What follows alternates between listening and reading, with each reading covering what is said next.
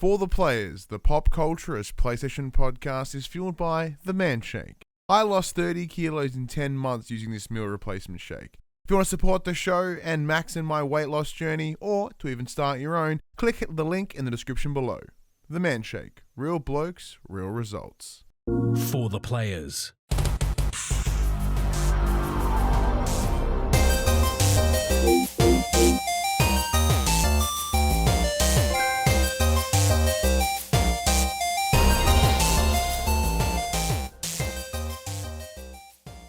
I'm Ryan Betson. I'm Max Cooper. And this is For the Players, the pop culturist PlayStation podcast. Over 40 years of playing PlayStation and 6+ years in that games media combined. I want to thank you for joining us in this PlayStation conversation. This PlayStation conversation happens every Monday morning at 8 a.m. on podcast services, including Apple Podcasts and Spotify, and 9 a.m. on those YouTubes. If you'd like to take part in future conversations with us, please check out our socials. Facebook, Discord, Instagram, Twitter, all of our links can be found in the description below. If you want to join us as the conversation happens, head over to twitch.tv/thepopcultures where you can watch us record this show live, become part of the chat, and then become part of the show. If you want to support the show, you can. Tell your friends, tell your family about this PlayStation pod. If you are on those iTunes, be sure to give us a 5-star rating and a written review. If you are on YouTube, like, subscribe, leave a comment below. I endeavor to answer every single comment. And if you want to support us financially, you can at patreon.com/thepopculturist, as well as our merchandise store, popculture.com/shop, where you can buy shirts and other assorted shit with our logos on it. Now, Max, I believe you and I are equally in pain today. Well, before we get into that, Yes. I want to point out that I noticed there was not a Ko-fi link in our launch. We've had people saying that they will throw money True. in the Ko-fi pile. That's true. The people did say that they'd be willing to support us on the Ko-fi. 1, too lazy. 2, I don't want to admit that I'm caving to everybody. I'm caving into the hot trend right now. I'm not willing to admit. Give the people what they want. Yeah, and people want to give us money, apparently. Well, 1 or 2 people want to give us money. That's true. That's right. So, yeah, you're in pain. I'm in pain. Yeah. What's your pains first? So I went to Sorrento yesterday and got sunburnt. For those that don't know, Sorrento is a nice beach town in southeast Victoria. Yeah, so I caught the ferry across from Queenscliff, went ferried across the bay, went had some fish and chips on the beach, took my nieces into the water, got my legs wet, it was beautiful, had sunscreen on, and that didn't matter because I'm a ginger. Yep. So you just got. I'm so fair skinned that even the sunscreen didn't help. So on the back of my calves, the top half of my face. Fortunately, the sunscreen that I put on my tattoo seems to have worked because my arms aren't wrecked, which is nice. But everything else is, and I'm in so much pain. That sucks. I may or may not have had sunstroke. Why are you in pain? I'm in pain because, for those that don't know, here in Victoria, we've just come out of a 5-day snap lockdown that ended up on Wednesday, and that meant we couldn't do shit. We couldn't go nowhere. We couldn't do anything. And for me, I was right in that momentum of my game time, right? I'm like, yeah, fucking gym hard. Feeling it. 5 days off, I'm like, this is bum. So then the second that I went back up on that Wednesday, the Thursday night, I gymmed. That was fine. I just ran and did some like upper arm stuff. Friday, same thing. Ran, but longer. Because I was like, I want to push myself. Like I know I can do this run at this speed for 30 minutes flat. Well, let's try this speed at 45 minutes. And I smashed it. Well, I didn't smash it. I got very, very tired towards the end. But I've also discovered the joys of pre-workout. Holy shit, does that kick you like a mule? I'm like, woo! And it doesn't give me a spike in energy, but it keeps my energy consistent the whole way through, which I really appreciate. It allows me to keep going. And then yesterday, my brother-in-law was like, hey, I'm going to the gym for leg day. You want in? I'm like, well, I've not really done a proper leg day yet. Because with my running, I presume that's just enough. That's enough for me to do my legs. He's like, yeah, it is, but you want to try something else? I'm like, sure, why not? So I leave a little bit early, and I was like, I'll pop on the treadmill till he gets there. Little did I realize he was 25 minutes away at that point. So I'm running. I'm like, well, he's not fucking far away. And then he gets there, and I'm like, 5 minutes. I'm like, I've got 5 minutes. I might as well finish off the half hour. Bad decision on leg day. Horrible decision on leg day. Because then we proceeded to do all the leg things, and I thought I was going to die. So what'd you do? Says so I squats for the first time. Yeah. Not very good at them. Did you free squat or did you use the assisted squat? Free squat. Okay. Which is an interesting decision because like having a gut, my center, and even though I've lost the gut, my center of balance is still really fucked. So trying to get that is really difficult. Additionally, we did that. You sit and you push the big leg thing. Yep. You're the ones the leg press. Yes, people will break their legs and shit on YouTube videos. I'm like, that was very scary. And then just other assorted leg things like this. Some where I just thrust the bar for a little while to get my glutes muscles all working. So today sucks ass. Yep. Today sucks. My ass cheeks hurt, my thighs hurt, my calves hurt. And then because I was doing because I'd done arms the day before, my shoulders, and my chest, like holding the bar for the squats also cane, so even that's still hurting. Like I'm just a hot mess of pain, but I'm actually kind of enjoying it. I'm like, I'll go back and do it tomorrow, which is cool. But yeah, as Buddy says, treading before leg day, not a good idea. I didn't think about that. I was like, I'll warm up. I didn't know he was going to be so long. And I could have just stopped. I didn't want to be that guy that just sat at the gym waiting. Well, you could have done something else. True. Surely there's other things that you could have done to like cardio for a little bit that didn't involve legging. Yeah, that's probably a good point. But actually, before we jump into what we've been playing, if anyone has been watching this show on the YouTubes or the podcast services, you would have heard at the start of the show our little spiel. Both Max and I, we are powering ourselves by the Man Shake. The Man Shake is a weight loss a meal replacement shake that I used in 2020 to lose 30 kilos. I am a brand ambassador, so full disclosure, of course. Max, however, is jumping on it this year in order to kickstart his weight loss journey. So, Max, how is the weight loss journey this week? 1.3 kilos down this week. Fucking So A. this is week 7, I think, and I'm about 500 grams off the 10 kilo mark. Fuck So pretty stoked, but we'll see how we go. Yeah, shit, yeah, man. It's been good. That's so good. Yeah, I'm pretty happy. Gotta be happy. It's been good. And if you want to support us on our weight loss journey or start your very own, there is a link in the description below. Jump on that and it will take you to the Man Shake page. Even if you don't have to buy anything, just click the link. It shows support for us. It allows us to show support to the Man Shake and all that sort of stuff. If you want to give that a go, you certainly can. Kumquat in the chat goes 3 kilos down on the Lady Shake in 4 weeks. Nice. 1 shake a day. Happy so far. Fuck yeah, man.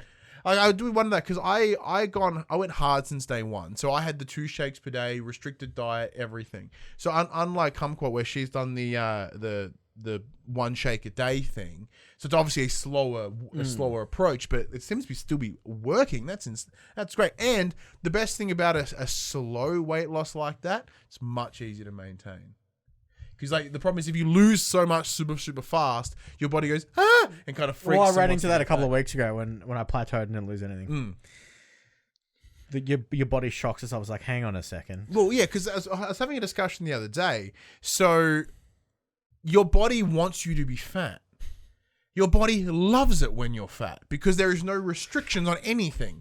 It's like food is always plentiful. We're never going to die. It is within our nature to be fat.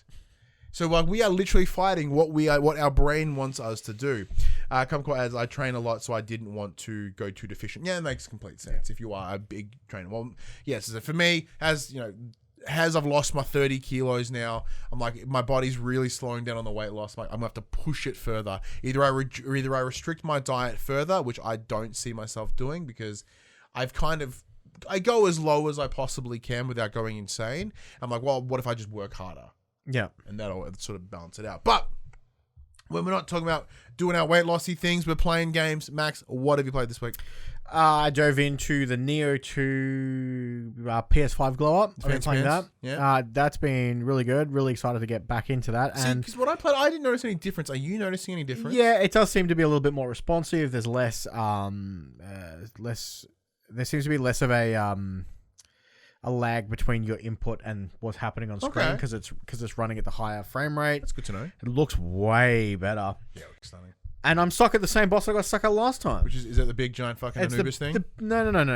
That's fine. Oh, fuck you. That's like, that guy's so hard. It's like a mini boss in the first level. Yeah, and it kicks my arsehole. You're like, so I'm in like, I think it's like the 4th main mission, and there's just this big, gigantic snake thing that just... I don't know. I don't get it. I don't get the way the boss works. I'm gonna need you to fight this Anubis looking motherfucker before you go today because I'm so pissy at him. I mean, like, he serves no purpose. He opens a shortcut. Yeah, but I want to kill him. Okay. Now that he's there, because I've done it before in my PS4 playthrough, I did kill him. I don't know how, but right now I don't have the patience for it. I rolled credits on Little Nightmares 2. Same. So More high fives. another one in. That game is absolutely fantastic. Well, yeah, so we did drop our review of that title last week. As I said, code was provided to us by Bandai Namco Australia. At the time, I was literally like an hour off the end. Yeah, same. Yeah, so the ending itself, to add to what we discussed last week, it is very similar in the idea. It is open-ended in terms of the narrative. However, there is a bit more... There is a slight more definitiveness in the ending of this game compared to the first one. Yeah. As in, like, there is a clear narrative story that it is telling, but it doesn't expand on the world itself or provide any more detail around 6. It just goes, this is Mono and this is Mono's effect. Yeah, this is very much Mono's story. Yeah. And then we'll discuss more about Little Nightmares when we hit the news. But, yeah, it was great. How'd you go with the puzzle, the purple door puzzles? The second I realized there was the visual clue when you stand near the right door, you spark a little bit. There was a visual clue? Yeah. The music box just worked properly when you were standing next to the right door. Oh. The music box was louder when you were going through. See, the that right makes more point. sense because in the review guide that we were given, it said, and there is a puzzle towards the end where audio is incredibly important. Yeah. I was like, oh, okay, didn't do it. Didn't do it. Yeah, that's how I got through it. I was relying on visual cues. So there's a puzzle at the back end of the level. It's almost like a Benny Hill hallway where doors go to different directions. It's like an MC Escher painting at some points too, with like the stairways going through. Yeah, think like Scooby Doo when they're running through doors. It's exactly that. Yeah, and like depending on which door you do, you need to find the right path. But yeah, I found that there was, if you stood near the door that you needed to go through, you sparkled a little bit near the door. I'm like, cool, bing. Yeah, so then I just remembered the pattern. So because there was like a musical box playing in the background, I found that the music was louder when you were going the right path. As you walked away from the door, the music would lower. It's like, okay, I'm going the wrong way. Look at you, let's pay attention to the review guide you didn't read. One of us had to. Yeah. The game's absolutely incredible. Yeah, so good. The final ending was just I didn't see it coming. Neither. And I think it worked really well. I know I did a little bit of digging after I'd finished it. There is an after credit scene if you have all the collectibles, like if you collect all the children fragments. Oh yeah. There is. Does it add much? I believe it shows that this is a sequel, not a prequel. This is a prequel, not a sequel. Sorry. Okay. Because that's one thing that remember when we were discussing it last week when it was like, well, how does this line up? Like, yeah. But that makes more sense. So Joe Man, friend of the show, and also Man Shaking Bastard, he lost 82 kilos on the Man Shake. He goes, wants to go replay it, no plans to develop another game. Yes, we're going to discuss that shortly. But so he's been streaming it as well. So absolutely fantastic. So it'd be great to sort of find. I'm gonna have to find that clip because I'm not gonna go get the collectibles again. There apparently is a very easy and obtainable platinum. Yeah, like super easy available. Like, so I might go back. Nice. Anything else been playing? I did the Easter egg for the new Zombies map. It took us a while. We were running into so many problems. Basically, one of the new mini bosses is a mimic, so it spawns in random locations from items, and you had to capture them in a Ghostbuster-esque ghost trap, and you had to catch specific ones. You had to catch 3 of them to progress in the Easter egg. And for the life of us, we could only ever get 2. The third one either wouldn't spawn or would accidentally kill it and would capture the wrong one. Anyway, somehow all the stars aligned and we got everything done. And then by the end, when the big boss came out, we all had the what they refer to as the wonder weapons. So the strongest weapon available on the map. We all had it fully upgraded and we beat the boss in about 5 seconds. Yeah. So overall, it was pretty fun. It took us way longer than we thought. I think we did it at round 35. Yeah. A lot of the clips that we've seen on the interwebs, they've done it like around 20, around 22. So we were ridiculously overpowered for what we did. But it was pretty fun. And I think I'm done with zombies until the next map, which is a shame because that map only came out about 3 weeks ago. Well, see, that's the real hard part when it comes to sort of like new content. Like people will smash it and then go, now what? Yeah, Because I think that's a big part of the way that games are delivered now. It's like gratification. It's like, you know. yeah, which is a shame. I know that. I think it's in the news. Call of Duty's season, whatever they're up to, starts in about a week's time, and they've just announced a big zombies mode for Warzone called Outbreak. Mm-hmm. So now I'm gonna have to download Warzone. Well, to get rid of zombies. And No, download so I'm gonna Warzone. get rid of the Division 2 because someone told me to download it and then never I've played it been with me. waiting for you to say let's play. You're the one with a very different timetable compared to everybody else. Yeah, I can play between 8 p.m. and 10:30 p.m. and that's it. Well, then let's organize it. And So I'm ready to fucking go. And I believe, as you can see, it's and I right believe there. there is another patch for Division 2 coming out in the next week or so to fix all the graphic issues that is wrong with it at the moment on PS5. Yeah. Nice. Because somehow it was. Anything else? And I've dove into Persona 5 Strikers because if you own the digital, would you fucking? if you own the nerd. digital collector's edition, it came out on Friday. Yeah. But if It's you Tuesday. only have the everyday regular edition, it comes out on Tuesday. Hey, well, because you being the big Persona fan you are. Yeah, so obviously this game's different. It's the I can't think of the actual correct term for the style of game. I know it has a Musho game. Yeah, so it's Musho? like Musho. It's basically Dynasty Warriors or Muso. yeah. Muso. I think they've done really well. So I've only played about 3 hours of it so far, very early in, but they've kept the artistic style of Persona 5 in place. They've kept that iconic turn-based system commands. So Delicate Stone has just gifted a sub in the chat. So now Buddy Watson is a sub to the channel. Thank you very much, Delicate Stone. What was it? Sorry. They've kept the their iconic visuals of how their battle system's set out, but you still have that free movement of a Miso game. So I think they've done really well with it. You know, you've got your Persona summons and they all do their special attacks, and then you've got your combos that you can pull off during the thing. All the areas there's interactable things in the areas, so you can for instance, you can swing on light posts and swing around and kill enemies around in the area. Because I haven't played too much of it, I can't really dive deep into the story yet. We'll but have more to say next week. I imagine. I'll have more to say in the coming weeks. But I think they've done a really good job just initially of keeping what is identifiable as Persona there in this game, which is good. Fantastic. Yeah, I look forward to diving in more. I have obviously, understandably, no interest in playing it. I do like I give Persona so much shit, but I do quite like Persona 5, and I enjoyed Royal. And Royal is installed on my PlayStation 4 whenever I do decide to go back to it.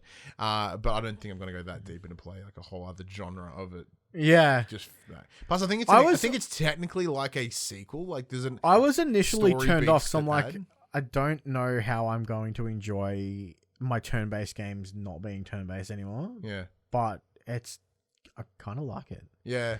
Yeah. It's one of apparently it's like handled incredibly well. Yeah, they've done really And, well. Like you still get that stack to that Persona feel, but with this whole new genre, which says a lot about the art style and the gameplay that is Persona, and the sort of the what's what I'm looking for, just the game design of Persona that can translate to all these different genres and work. And I've been playing a crap load of League of Legends. Ew. Yeah, what about you? So I picked up the Pedestrian. Ooh. So Pedestrian is so I saw it on a state of play, I think it was like August-ish of last year. It was a really cool, it had a really cool like art design. That's It the one was where they jump in all the between street signs and stuff. yeah, and it was like Okay. $24. I was like, that's manageable. Bugging. I'll jump on that. I am not smart enough for this game. Very quickly, I hit a bottleneck. Don't you hate it when that happens? Oh my god! It has it feels like The Witness in the same way of like, oh, I'm getting this. I'm dumb, and like there's that one clear moment where I go, ooh, I'm dumb. Oh, I should point out I have been playing more Destiny 2. The second week has kicked off for the new season. So along with that came a new exotic quest, which is has been this big. The level is basically this big, gigantic puzzle maze, and you got to work your way through it. And then at the end, there's a boss, and then you get your exotic weapon.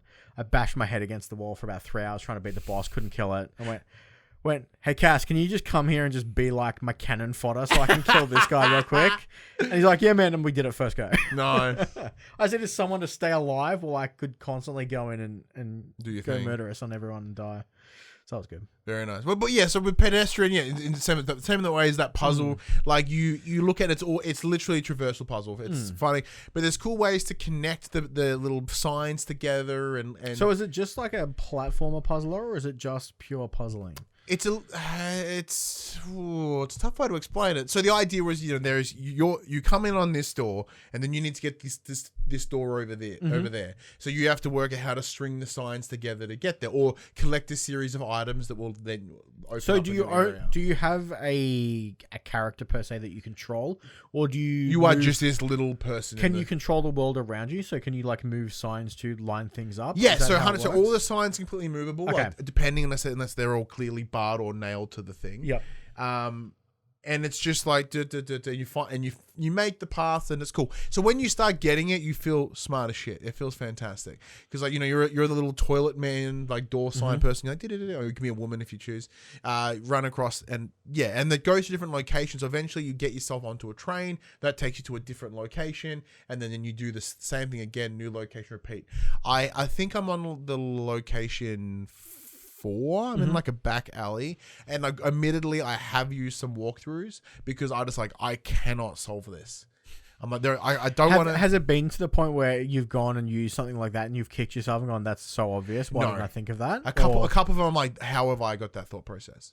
Yeah. Because what it had done, if you make the pathways between the signs and you break the pathway, as in if you go through that pathway and then you break it, it throws you back to the start. You can't redo paths you've already been through. So you can't change. However, so you spend the first part of the game going, okay, I have to plan it as one trip. Yep. And then I can move the signs as I need to, but I still have to do it in one trip. Later on, they go, oh no, you can break the pathway. It resets everything, but the puzzle itself is semi-designed for you to do that. Okay. So there's a piston blocking this doorway between two signs. You open that piston, and in order to use this new signs that you have access to, you have to break that path. Resets everything, but that piston stays open. Yeah. Okay. I'm like, but hang on, the game has spent so long for me telling that I can't break paths, so you have to rethink how you play the game. Yeah. As much as I would love to finish it, I seriously don't think I can do it. Like, I think I've 100% hit like my brain smarts. Okay. Because because Buddy in the chat says he's having a lot of fun, but he is that brain. He is that right kind of brain that can handle puzzle games. Like, that's his shit. Him and platformers like Celeste and stuff like that. Where I'm just like, I can't do. I neither have the response or the brain power. So I'll keep trying. I'll come back for it and give it a little bell. And like, I didn't spend a lot of money, so it's still certainly a great game if you like puzzlers. The aesthetic is brilliant. Even the rumble and the controller is good. I like it. I'm enjoying it. Yeah, I'm just literally not smart enough. On top of that, I did roll credits on Resident Evil 4 this week. I got that done in like 12 hours, which I think is longer than it should have been. Probably. But that game is still very, very good. I'm glad I got it finished. It was because that was like a goal that I had no reason to achieve. I just wanted to do it, especially with the idea of Resident Evil Village coming up in the next couple of months, with this sort of being a semi-ish sequel to 4. I kind of wanted to see it through, and I'm glad I did. It is very, very good. I still don't understand. I still don't believe it's the best Resident Evil available. It may have been prior to the remakes, but I think Resident Evil 2 Remake is the best game, because that, to me, the way that game feels like Resident Evil. Like, it's puzzles, it's horror, it's tense, it's scary. Like, it's all these different senses coming together, all these different gameplay elements coming together in one. And I think that's where it should be going in the future. And Resident Evil 4 was right on that cusp between When they started putting more action, ammo is relatively plentiful. I never really ran out. There were times where I got restricted on my ammo, but if I just had backup rifle ammo, I was always fine. Yeah. So I never had that scarcity that I found myself in 2 Remake. Or even 7 on the other hand, which is, sort of that soft reboot for the genre. For the franchise. So yeah, Resident Evil 4, great. I cannot wait to see what they do with the remake, because I'll 100% play it again when the remake drops, because there is a lot in it that is very cool, and I want to see how it's coming together. Because in Resident Evil 3 remake, you see the introduction of the weird The La Plaga. The La Plaga, which Pretty is sure cool. that's what it was, yeah. It's something like the Plaga or something. Yeah, the Plaga, something like that. That's cool. So we're seeing hints of that in 3, and then we see it in 4. Like they're tying it all together in a different way, and that's hence why I want to see the remake, which is very cool. It's the weird that there's so much. People hate escort missions, but Resident Evil 4 is the best Resident Evil. Nah, bro. Like you spend half time trying to not have the president's daughter killed. It bums me out. And then for no fucking reason at all, I reinstalled Stardew Valley. So I started a new farm. I did the hill one, just for no reason. I just wanted to feel like farming. Mostly because the new Story of Seasons game comes out in a couple of weeks. And then I got really hard on for farm games again. Do you know Farming Simulator is currently on sale on the PlayStation now? Oh, PlayStation is it? Oh. Well, It's in the big 50% off. I actually think it's more than that. Yeah. It's like $20. Yeah, like everyone knows my love for farming games. Farming games are my shit. They are my zen. Like there's a game that I want to just play and chill out. That's it. And that's what at the start of last year was. So Animal Crossing hit that a little bit. However, Story of Seasons, Friends of Mineral Town was the one that did it for me as it being a remake of one of my favorite games of all time, which is Harvest Moon Back to Nature. So the next Story of Seasons looks to be great because it is the first in the newish ones to hit the Switch. The other two, which was the Story of Seasons and Story of Season Trio of Towns, were both on 3DS, and they were cool, but they were no way groundbreaking. They were certainly better than any Harvest Moon game for the fucking longest time. So prepare yourself to hear a bunch about a Switch game for the next couple. Yeah, I know it's a Weeks PlayStation after that podcast, comes but out. I will be talking about Story of Seasons in some capacity on every week as I play it. But yeah, so that's fine. I want to see what they're doing now. Thankfully, Turn Left Distribution, friend of the show, Kat, they're handling the release of this, so they are just posting. She's just posting shit on Twitter all day, and it's at a point I'm like, ooh, and the camera is frozen. So may I have that, please? Now that camera freezing will only affect the stream, but we'll get in there and give it a bit of a fix. Because you keep asking me, Max. You go, why do you like farming games? Is my question. Because you always ask me, why do you like farming games? I'm like, because they're zen. They're chill. They're repetitive tasks. And that's what I love about it, is you go in and, my goal is just plant more crops. Grow them. Harvest them. Do it. Make them better. It's funny. I get that that's the gameplay or the loop cycle that you're doing. That's fine. But what's the difference from, say, playing a Destiny and doing that loot grind cycle, or playing Diablo and doing that loot grind cycle? Because all you're doing is planting crops, selling crops, to buy more crops, to plant the crops. Whereas all you're doing here is killing enemies to get the items, to kill bigger enemies to get better items. I think it's the same cycle in principle. Is it because it's less tense and you don't have to think about it? I guess there's no combat. It's probably part of it. Yeah. Because I'm not going to have someone murder me and wreck everything I've done unless a neighboring farm comes and fucking stabs me. That would make me play Stardew Valley. Holy shit, yeah. If there was enemy farmers that came in and poisoned your crops, I'd be all over that game. They're just coming in and contaminating your crops so you can't sell them. You come out one morning to harvest and all your carrots are rotten and they've salted your earth and they've just wrecked your day, and you've got to start over. That's my game. I want to be the guy contaminating the farms. Let me be the bad guy of that story. Yeah. Make that some DLC. Well, I'll come in and saying just that try though, and wreck your stuff. Stardew Valley does have a monsters version. If you play it's a harder mode where at night monsters come out. Okay. When I played it back in the day, when it launched, sort of zombies come in steal your potatoes and stuff. Yeah, they come and make salad and stuff and really fuck with you. I've no idea. I've never played it because it's like, for me, it's just not what I've tried to give in there. But like, I'm keen to give it a go. But yeah, it's like, I don't know. It's for me, it's just, it's like comfort. It's zen. It's easy. Like, and I guess there's 100% nostalgia with it, because what I distinctly remember when I was growing up playing Harvest Moon Back to Nature on PS1, I had my own. I didn't know spreadsheets at the time because I was an idiot. But like, I had one in my book, and it would be like, well, how much does it cost? You know, to buy a pack of seeds of this one? What's the yield? What's the difference? What crops were the best for me, which had the quickest turnaround, and like, I had this all written down in our own little book, even so much so that I had grid paper where I knew the exact size of what the area that which I could use, and I would map it out. I would sketch out. What a nerd. Shut up. For like optimum setup. Farming nerd over here. Yeah. But that was great. Like, I love that shit. That for with the farming games, mad. Love it.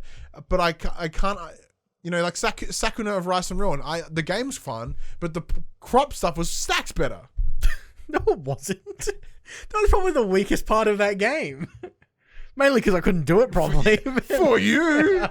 For me, it was the standout part of the game.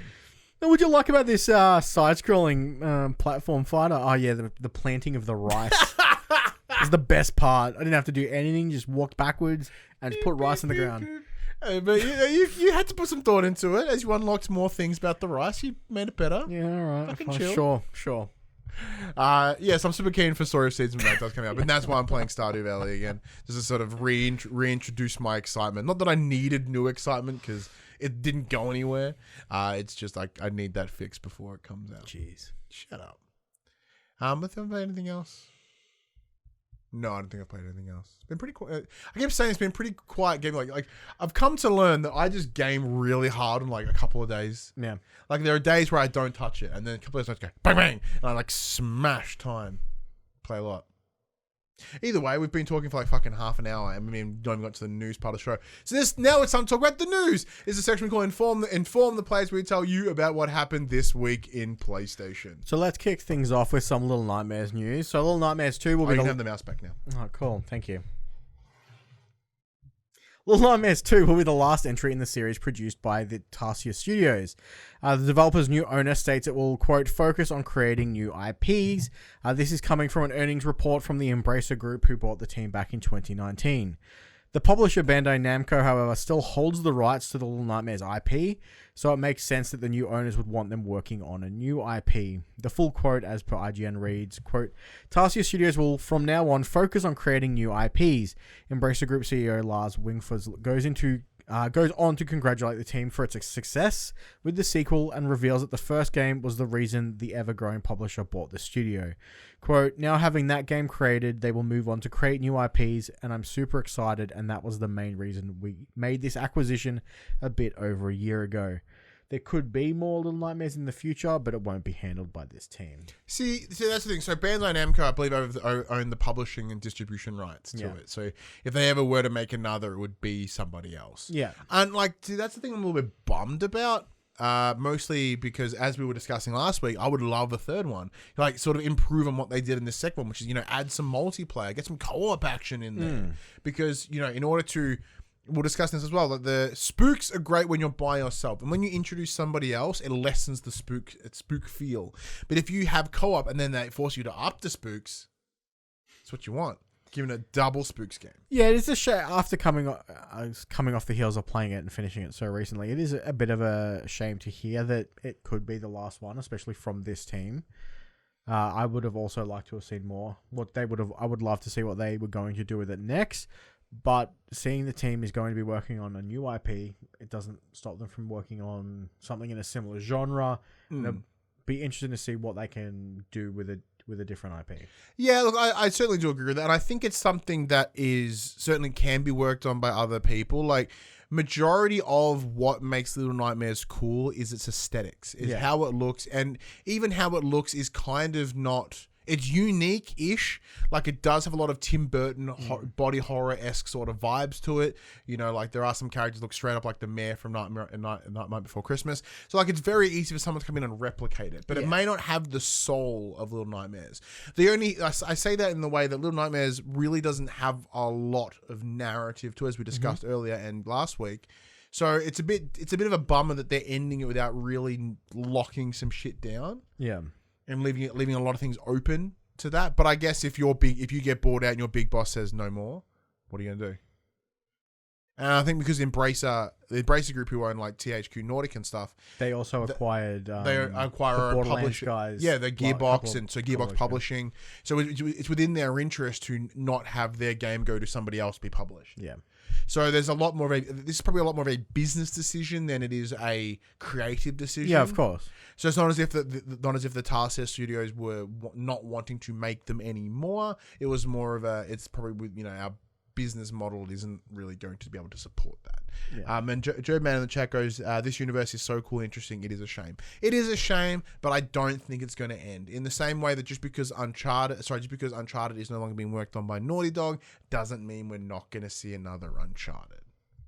Because it looks pretty likely we're going to see more Uncharted.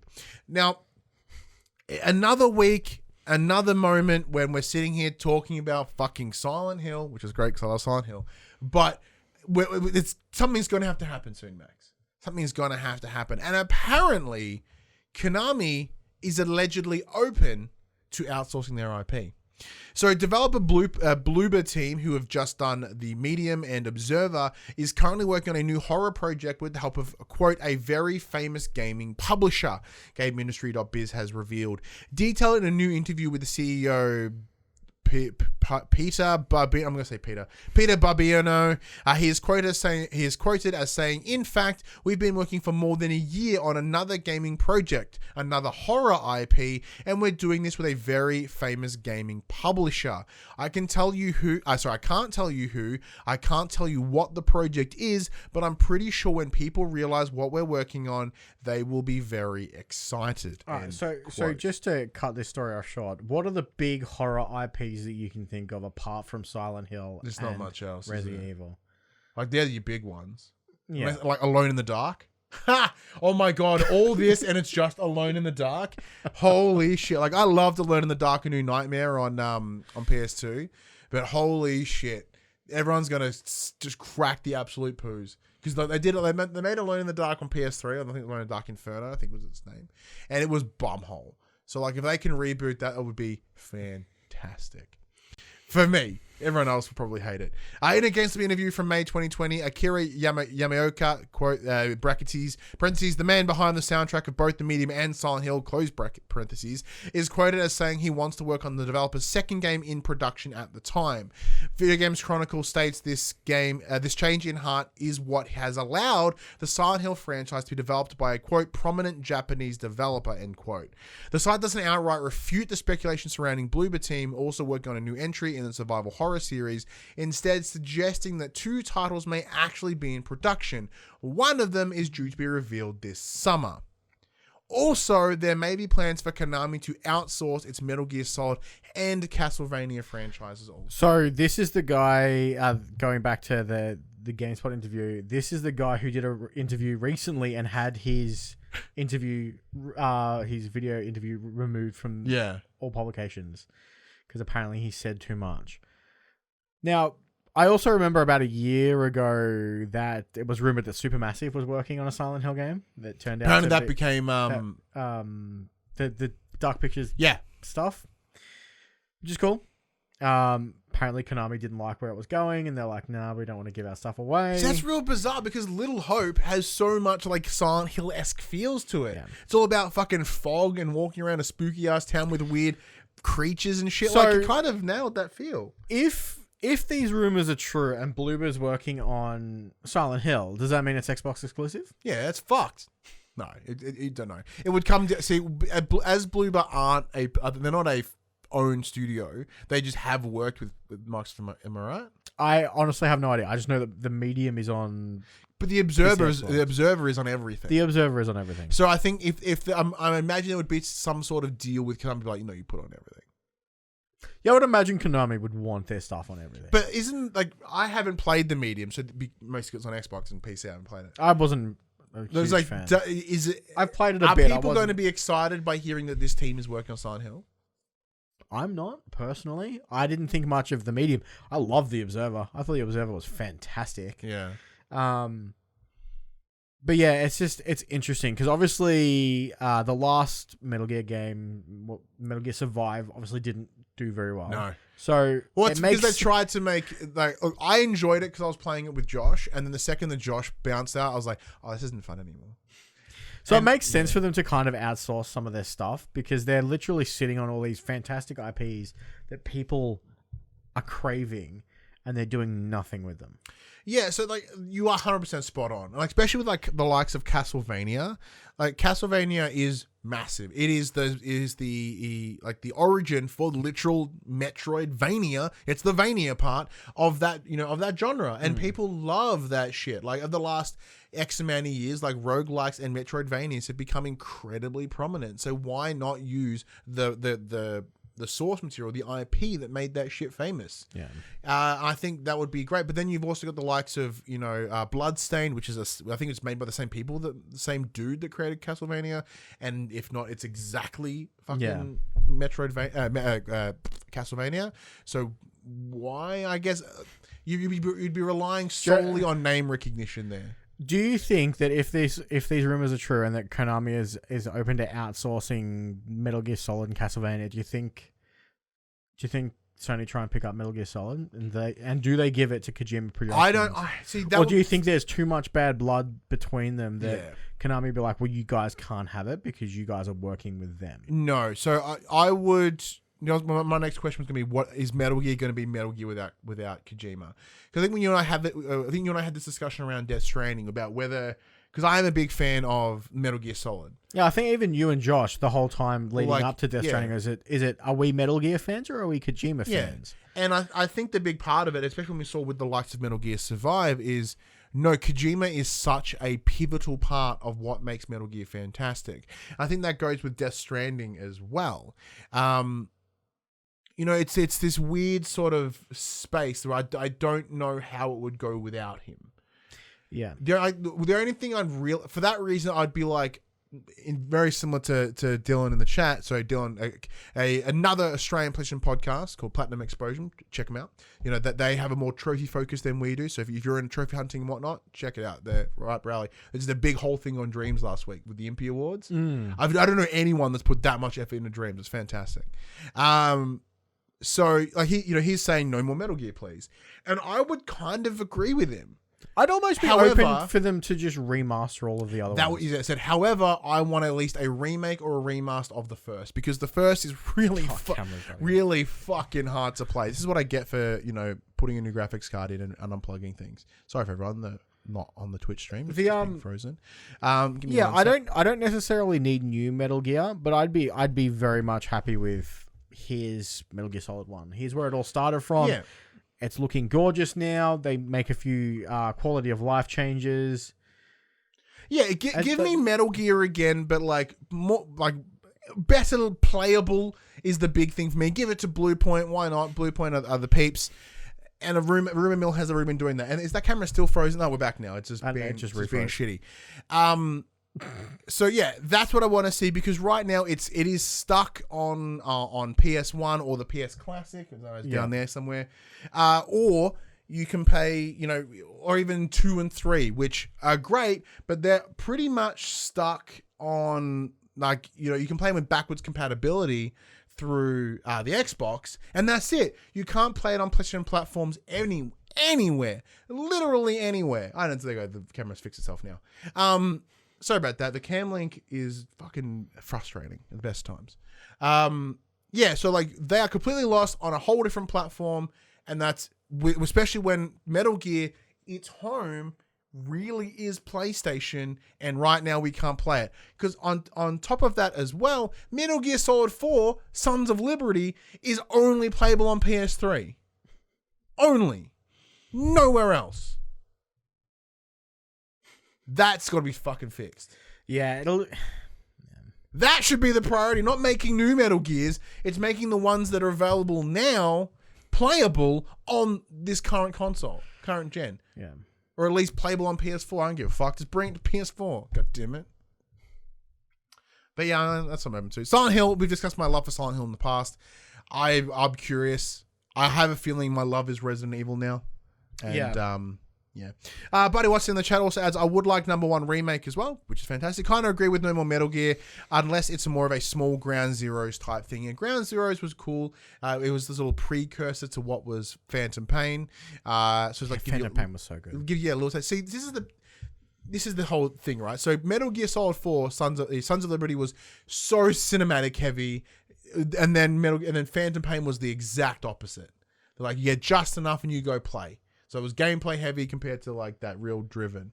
Kumquat Metal Gear Collection, take my money. And like there are collections. There's one on PS3 and it's great, but that is X amount of time ago. This is one of the most pivotal franchises in gaming, and it's completely gone.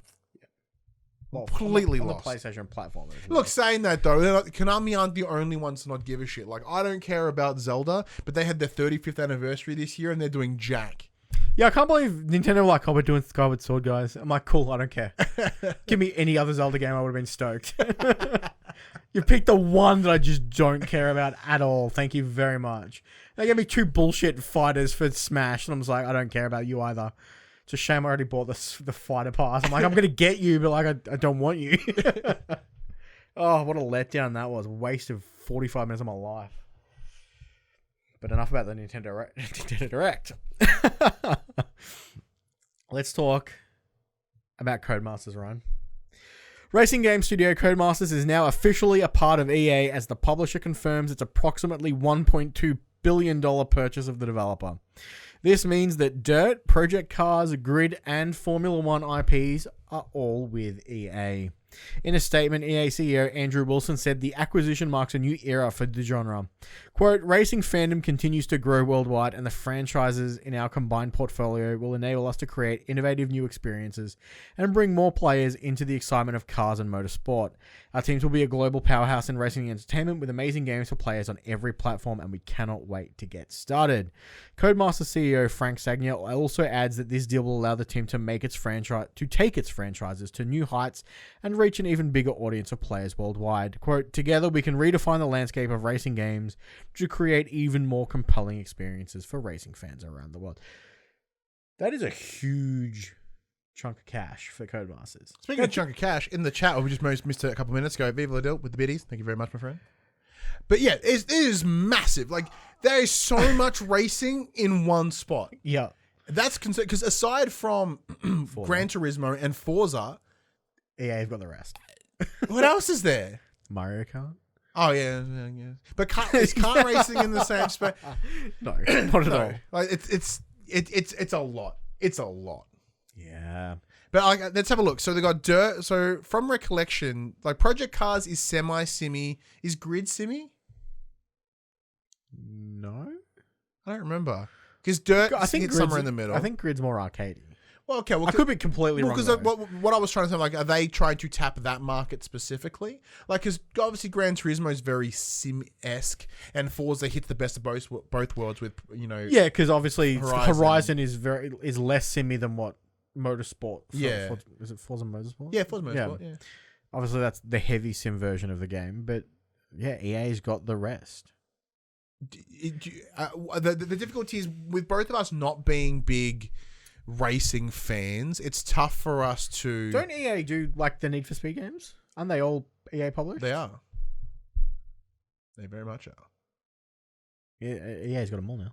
So I was gonna say, like, although we're not big racing fans, is this a concern from an outside perspective? I don't think so, because I think the sim heavy guys are always going to go to that Forza route, and the arcade racer guys are always going to enjoy as far as, you know, as much as over the past few years, the Need for Speed games have been lacking what I think the fans have wanted. Yeah.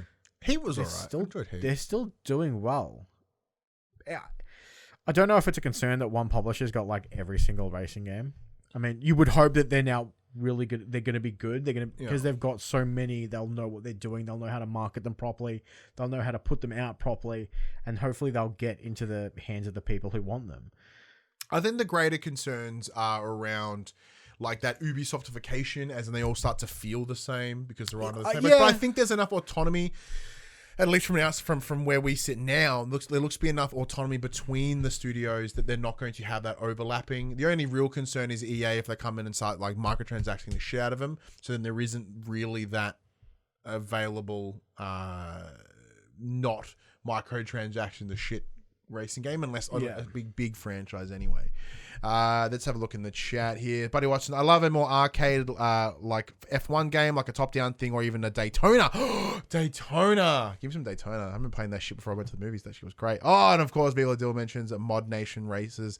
Everyone's forgot about Mod Nation Races, sadly. And he also adds the dirts are more sim or less sim per entry. Like the latest is more arcade, but the previous have been more like Colin McRae. Because I remember I played Project Cars 3, so we reviewed that thanks to Bandai as well. And yeah, that was a weird middle ground. It had some real heavy sim parts into it, but it was super arcadey on the surface. Like so arcadey that my son was playing it and enjoying it. But like if you scratch that arcadey surface off, it was deep underneath. And I think that was kind of like that good balance. I think the first Project Cars was like either super simulator, like either way they've gone from one to the other, and the other kind of this neat middle ground. So I'll be right. All right, now we are reaching so hard. So I've titled this episode a little clicky because I wanted to reach, and that's what this one is. So Fire Sprite, the team behind the PSVR roguelite The Persistence, is currently recruiting. They are looking for a string of new staff for, quote, a VR action adventure project adapted from one of the most original and successful multi-million selling console IP titles in the last 10 years, end quote. Previous job listings have referred to, quote, a multi-million selling action RPG, end quote, and specifically referencing a PSVR.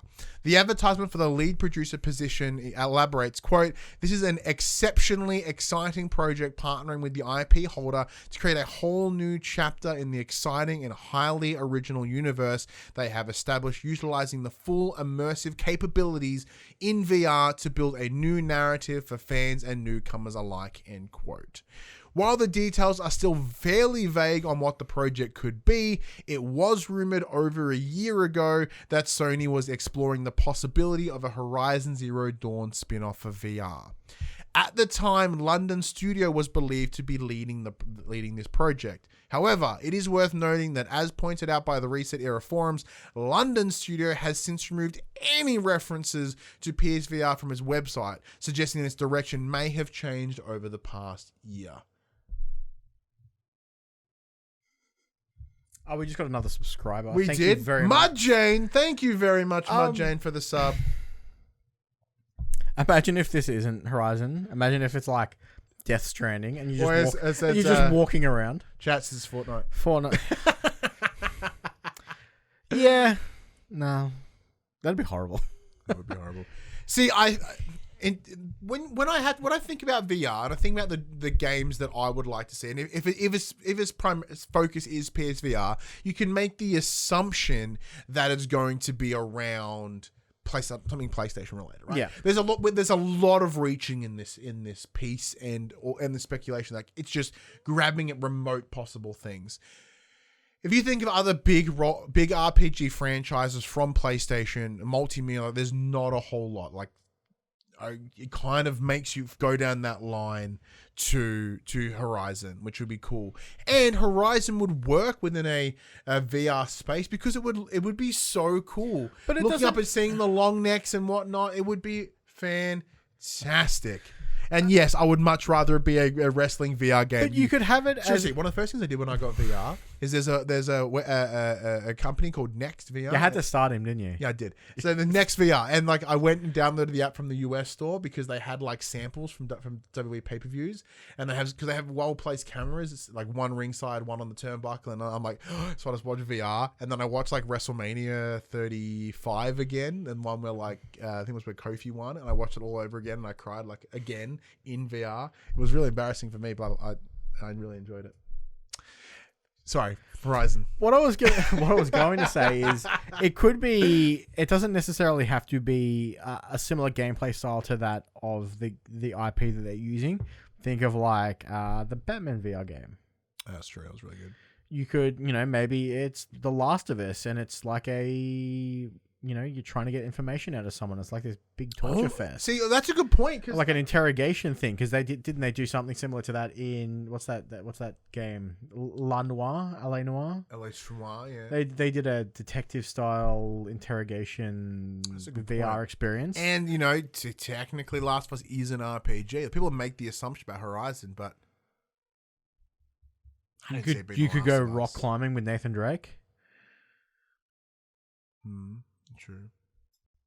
So the big hurdle with thanks for stopping by, Delegate. The big hurdle that comes with VR is movement, and there is so much movement in playing Horizon, and there is so much movement in Uncharted. Makes it difficult. Now, Last of Us could work because I think the gritty tone would be cool in VR. It'd be super uber violent. Maybe it's Assassin's Creed. You going on a virtual tour of history. Didn't they do that? Yeah, they did that in their last. No, there's a mode, but I don't think it was VR. No, it wasn't VR. It was in Origins or Odyssey one. Yeah, it was Origins. Once again, like even though I've like dirtily named the video this because I'm a piece of shit. Yeah, it is tough.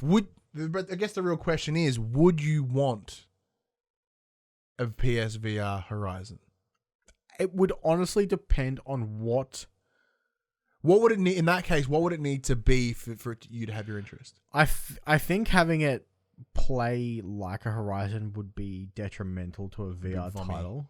Yeah, but if I was just like riding around on one of those long neck dudes, just like experiencing the world, that could be pretty cool. If it was a passive experience, just something where you kind of sit and explore the world, where there's like no combat involved, you kind of just in the world and you're...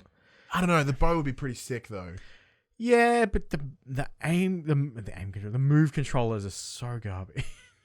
Look, ideal world, there's no more move controls, they make better ones. So it's hard.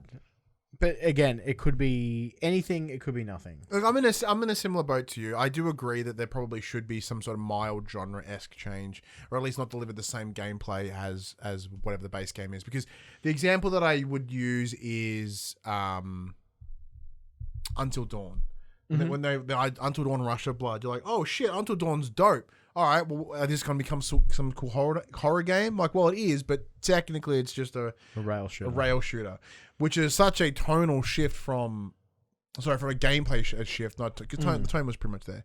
A gameplay shift from Until Dawn. It's like, well, why is the name tacked on it? It's just because Supermassive did it. But then you look at Resident Evil 7, and Resident Evil 7 in VR is the exact same game, which is mad. It's way scarier. Oh, it's so horrible. It's way scarier. Yeah, no, I played that VR in multiple places, and never played it actually. I only play it for a little bit at home, but I remember playing it at conventions like AB Expo and stuff. But the problem is, I was playing in the same room as like Dylan and Dave and Josh, and we're all fucking with each other, while we're in VR. So it was like an even more intense experience than it needed to be. I don't know. It's a tough one. I think it'd be cool. I think to be able to see the robos and shit like in real life would be mad. Because when you look at like the Thunder drone, you feel like that thing is huge, and then you see like that thing is fucking huge. It's like I guess it's the same as the VR Ark game. Ark Park. Oh yeah. Like that was cool because like look at this size of these fucking dinosaurs, and like same as Robinson the Journey, like that they both had that same sense of awe and wonder as you look at these giant dinosaurs. But the biggest hurdle with both of them was movement. Yeah, like I think that would need they in order to achieve like VR is cool, and I think the reason that we've got the dongaroo, you've got it, I've got it. The reason we haven't played VR yet is just because I am so reluctant to use the fucking move controllers. Well, my the whole reason behind me wanting my dongle so quickly is I wanted to play Hitman in VR because it doesn't use the move controllers. It's just DualShock. Yeah. And then I just never got around to it because it's been Well, lately it's been hot as shit. Oh man, yeah, Like every day. Yeah, like, and I refuse to put something on my face. So. It's true. Like I've VR'd a lot in the heat, and it's not a good decision. It's not pleasant. It's not the best. All right, Ryan. The Avengers are reassembling. Crystal Dynamics has revealed that the PlayStation 5 version of Marvel's Avengers will release on the 18th of March 2021 alongside the free Hawkeye expansion. Upgrading to the current gen version will be free for pre-existing PlayStation 4 owners, and the second superhero to be added to the game after launch will not cost anything either. Over on the PlayStation blog, Alila Karasuma of Crystal Dynamics speaks to what Clint Barton brings to the loot-based title as well as touching on his moveset.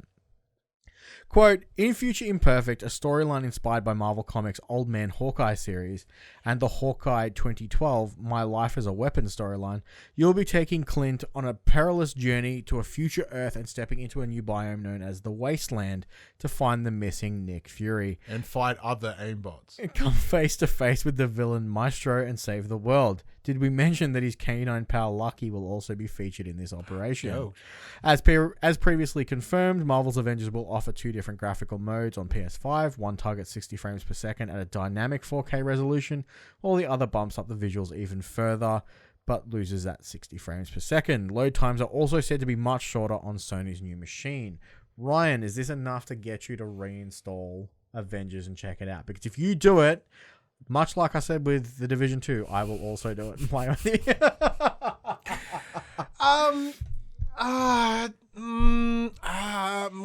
Yeah, look, I'll check it out. Because I really wanted to enjoy that game. I wanted to so much. Like, I remember I was pretty excited. I mean, I still have fun playing it. Like, as long as I get to be the Hulk. Yeah, I had fun playing with people, and that was the thing. Like, I think I was Iron Man when we played, and I enjoyed playing Iron Man and Thor. They were fun.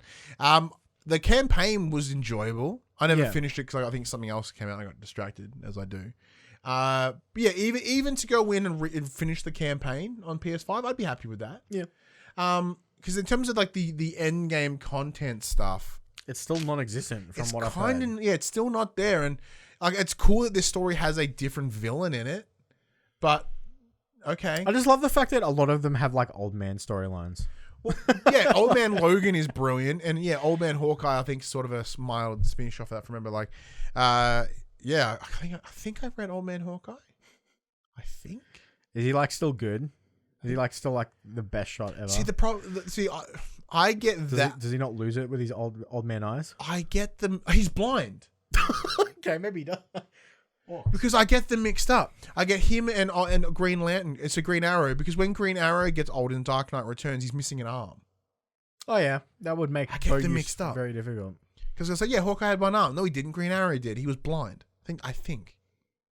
From memory. I don't know. I'm now getting a comic from memory, and I don't like that was years ago. It's gone. Sure. Why the fuck not? Right? It's a big thing. What else we got to do? It's very quiet right now. There's not much else. I can install it. I don't have the hard drive space. Please, can we unlock the hard drive slot so I can get another? Oh no, all your shit's PS5 in it. All my shit's PS5. I have one PS4 game installed. Yeah. Yeah, I have lots of PS4 Thank God I have good internet. I can kind of just download anything fairly quickly. I would really hope, like I said, we know that they were behind. It's a shame. Mostly getting the game together. Yeah. And last week, that with the announcement of the trophies, it was looking that it was coming very, very soon. This is not as soon as I originally anticipated. I honestly thought they were going to come out and like literally go and have their mic drop moment. It's ready now. Here's the PS5 version. Go download it. Barton's coming in 2 weeks' time. Yeah, that's what I thought they were going to do. I didn't expect both on the same day, but it makes sense that they are both on the same day if they're 2 weeks, 3 weeks down the track, which is what they are. Because I know we had this discussion a couple of weeks ago, which we were then corrected at the time. It was like weird that they've got Kate Bishop and Hawkeye, like two Arrow-based characters coming so close to each other. But then we come to learn, like, you know, there was Black Panther was supposed to be there as well, and of course some other, like, everything sort of weirdly delayed and thrown out. I wonder, like, I get the reason why it was delayed, but I wonder how far into the future they delayed. Yeah, like what's that appropriate time, quote unquote. Yeah, because like obviously Black Panther has now been in Fortnite. They had their tribute. They had the Black Panther statue. You could pay and buy the skin. He's there. It's done all that. At what point is it socially acceptable to bring it in? Because obviously, you know, there was rumors that, you know, cannot think of Wakanda was going to be a new social space that you could explore. So at what point do they bring it into the game? Like, what's their time frame? Remember they promised us 10 years of support. Oh, yeah. Destiny promised that too. So yeah, so they still have technically. Yeah, true. They got us caught on like a little fucking asterisk there. Yeah. Fuck it. I've got dumb to play. We just talked Marvel. Let's talk about their competitors in. Yeah, that's a good point. Sorry, what's your point? So Viva in the chat mentions that Black Panther could have died in the DLC. That is very true. If they had intentions for Black Panther to pass, that would be so tonally fucked. Yeah. I've said tonally a lot today. Like that would be like, we're gonna have to redo this, all of this. Yeah, Which would be gnarly. But yeah, so we're just talking about the cameras for Oh no, that's an old message from 20 minutes ago. Yeah, it's all fixed now. We're just about Marvel. Let's talk about their competitors with Warner Brothers. So Warner Brothers Games San Diego is on a hiring spree right now, plotting what appears to be a quote new AAA free-to-play cross-platform game. Oh, all those things kind of make me want to vomit. That's according to a job listing for a game systems designer, but there are tons of other posts which reference similar things. The open senior combat designer role, for example, talks about, quote, the abilities and combat systems for a cross-platform AAA game, end quote. Among the listings, there is also mention of, quote, economies, which are a staple of free-to-play games. So they want microtransactions, they want free-to-play, they want to be playable on everything. Are we getting DCUO2? Is that what this is? That'd be cool. But like DCUO1, even though I loved it, I don't know. Because it's still going. You know what I mean? Are they joining the auto battlers? Are we getting a DC auto battler? An auto chess? What it's like sort of, DC Impact. Just Genshin. Just make it a big... DC Impact. I don't know. Yeah. See, this is my own biases. I mean, what's catching through. me is the AAA free to play. Like, so AAA free to play means that essentially they'll up the wazoo it with shit, and like up the wazoo with shit. Yeah, like so eloquently put. AAA. I'm like, okay, free to play, cross platform. Oh, I know what this is going to be, and I'm out because mostly because with those descriptors. It's very likely that it is going to be some sort of multiplayer. Can you imagine like a Genshin Impact style where you're gutchering DC heroes? That's my pitch. You just pick it and get the claw. You go in, you pick up your hero. Congratulations, you got the floosh. DC did a MOBA and it failed horribly, so please no chess. Yeah.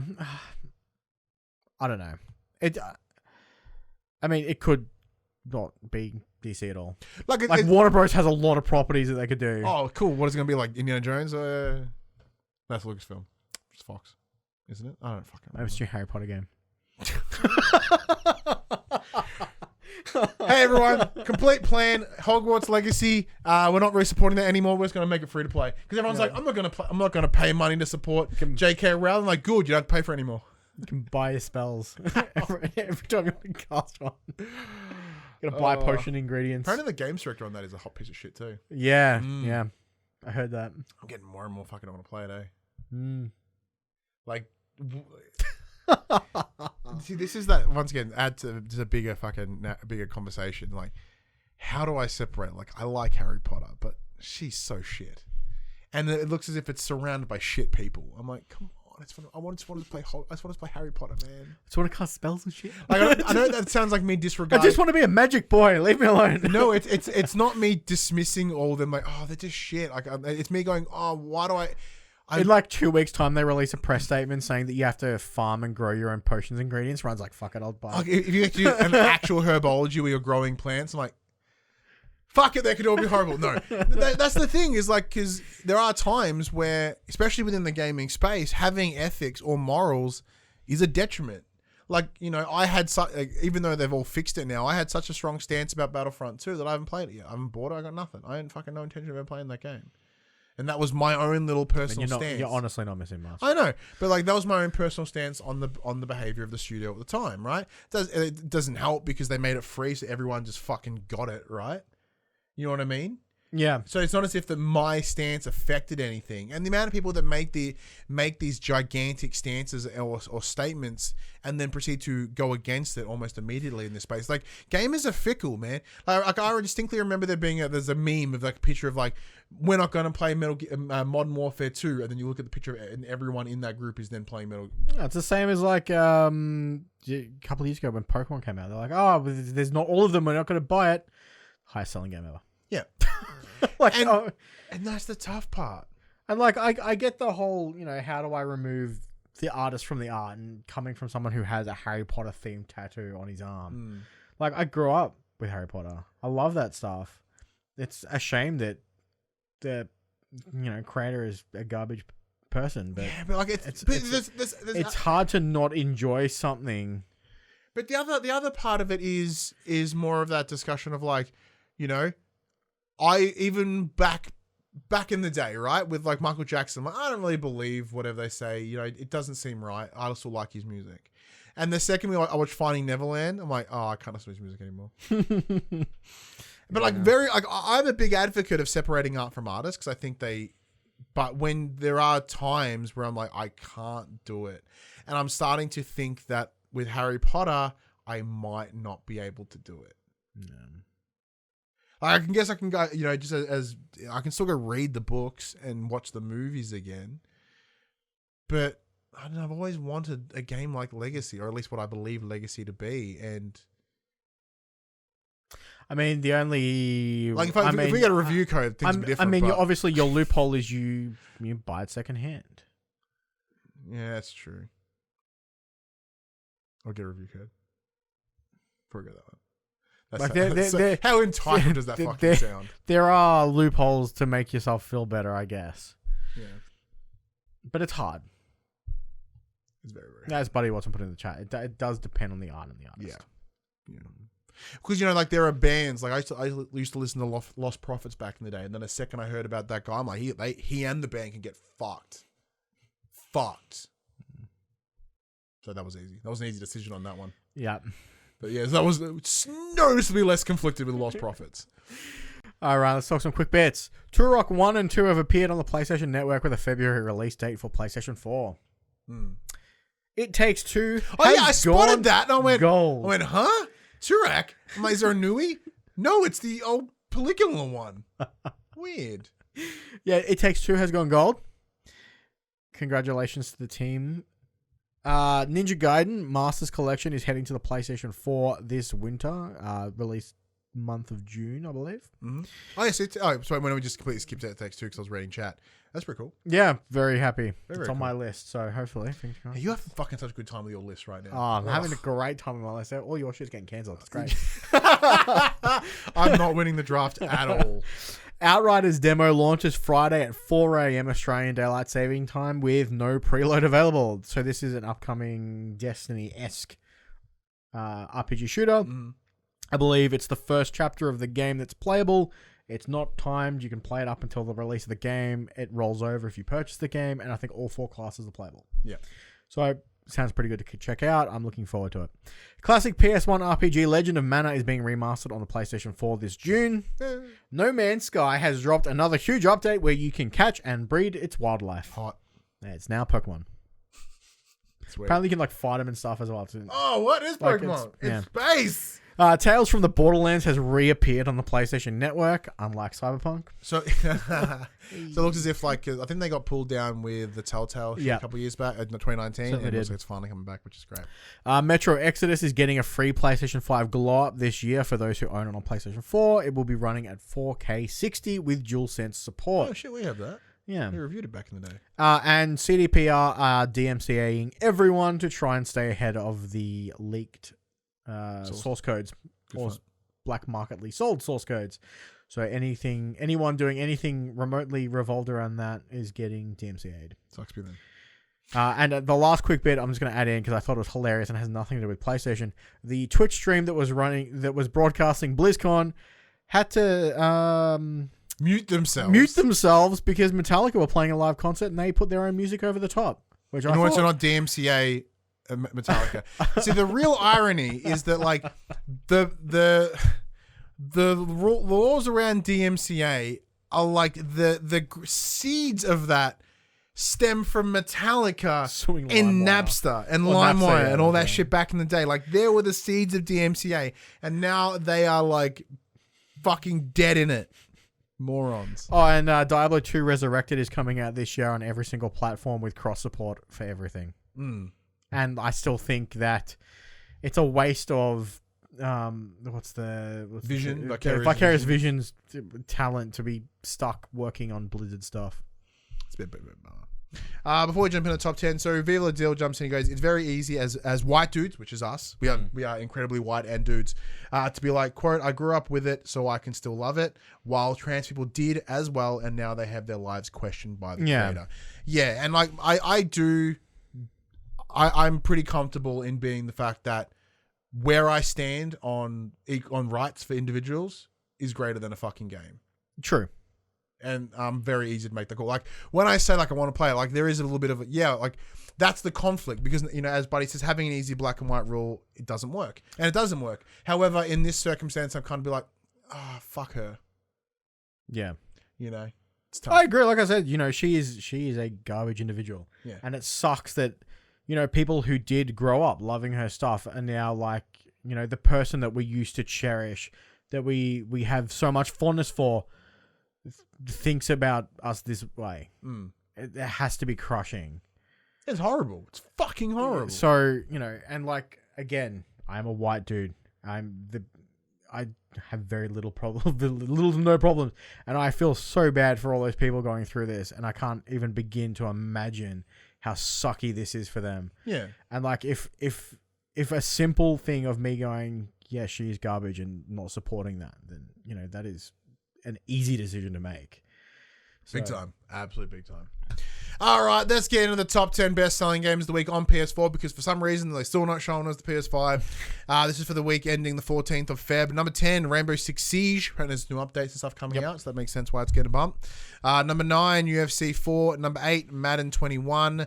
Number 7, Red Dead Redemption 2. Number 6, Assassin's Creed Valhalla. Number 5, Call of Duty Black Ops Cold War. Number 4, NBA 2K21. Number 3, FIFA 21. Number 2, Little Nightmares 2. Well done. Except number 1, you cannot seem to beat it, Grand Theft Auto 5. Yeah. Upcoming titles for this week. We have Persona 5 Strikers on PlayStation 4. Coming out 23rd of February, and Curse of the Dead Gods also coming 23rd of February. Not much. No, it's a strike. Well, see, this is the thing. Like, it's going to be fucking so quiet for so long. And then everything comes all at once.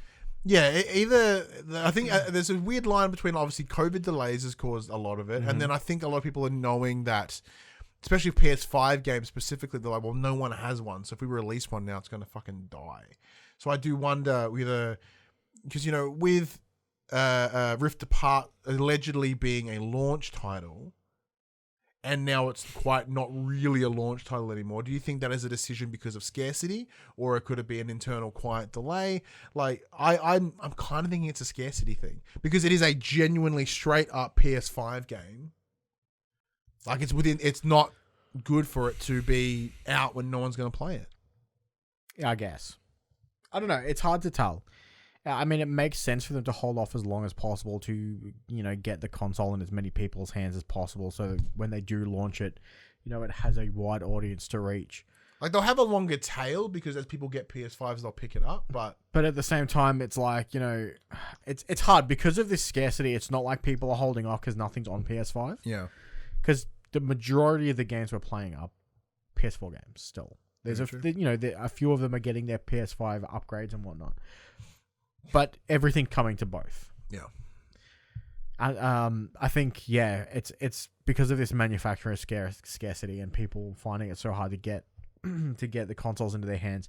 It does make sense to a degree to hold off, especially those first party titles that are pure exclusives. Yeah. Yeah. Because I still agree that, like, cause we were discussing this the other day about how, like, COVID delay is a thing, and it certainly is a thing, but we're starting to get to a point where it's not really an excuse anymore. Because what is COVID normal should be in effect. Yeah.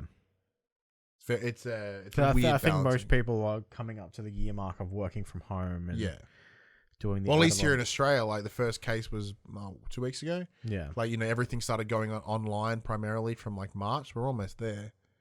And I know other places are doing it and still doing it. So you have there does come a time where you need to adapt. Oh yeah, the other news that I somehow forgot to put in: Activision have opened up a new studio in Melbourne. Oh yeah, they totally have too. I did see that. That was cool. Yep. I think their headquarters in Sydney, but they've opened the studio in Melbourne. Well, it makes total sense. Especially Film Victoria has incredible assistance around video game production. That's why a lot of independent studios are here. So that's why when you go to PAX, you see a lot of people being supported by Film Victoria. And I think a lot of the universities in Melbourne. Well, we have the Australia. So there's.